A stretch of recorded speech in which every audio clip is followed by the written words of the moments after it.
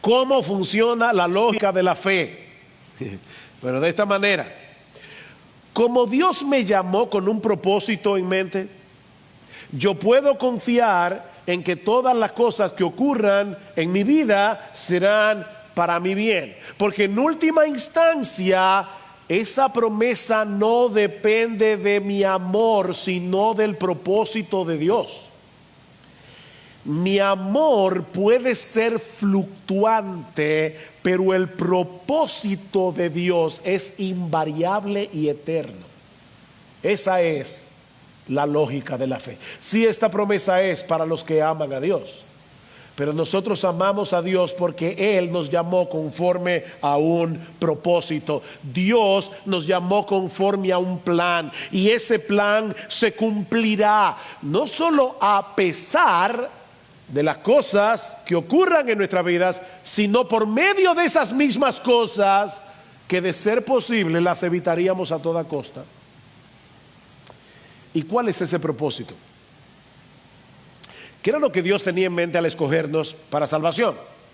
Bueno, eso nos lleva a la segunda enseñanza de nuestro texto, y es que el propósito eterno de Dios es hacernos semejantes a su Hijo. Ese es el propósito.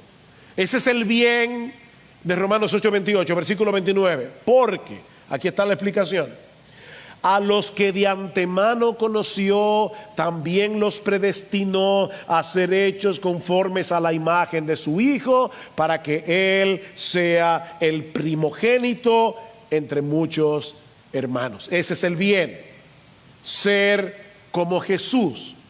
Dios usa todas las cosas que ocurren para lograr ese propósito en los creyentes, porque Él nos predestinó a ser hechos conformes a la imagen de su Hijo. Por eso decíamos hace un momento que el bien del que se habla en Romanos 8:28 no tiene ningún sentido para aquellos que no aman a Dios.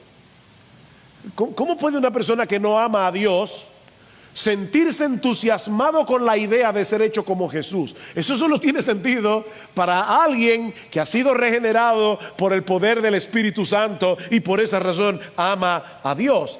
Ahora bien, ¿a qué se refiere Pablo cuando dice en el versículo 29 que Dios predestinó a los que conoció de antemano? Dios predestinó a los que conoció de antemano. ¿Está diciendo Pablo que Dios sabía de antemano quiénes iban a creer, quiénes iban a responder positivamente a la invitación del Evangelio, y que a esos los predestinó? Bueno, lamentablemente, así es como muchos interpretan este versículo, y muchos otros del Nuevo Testamento que hablan de la elección divina. Por ejemplo, en 1 de Pedro capítulo 1 versículo 2 dice que nosotros fuimos elegidos según la presciencia de Dios Padre. Fuimos elegidos según la presciencia de Dios Padre. Ahora miren cómo algunas personas leen este texto. Como Dios lo sabe todo, Él sabía quiénes iban a aceptar el llamado del Evangelio, y a esos eligió.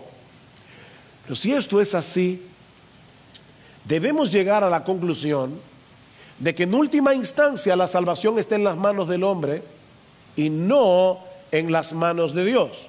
Así que no es Dios el que elige, sino el hombre.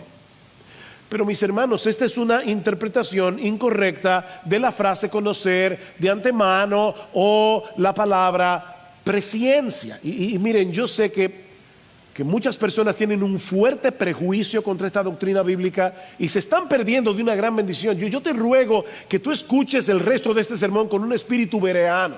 Examina las Escrituras.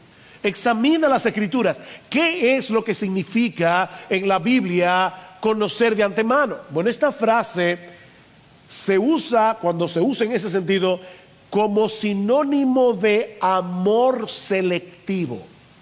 Conocer de antemano es un amor selectivo. No es que Dios conoce lo que tú vas a hacer, es que te conoce a ti.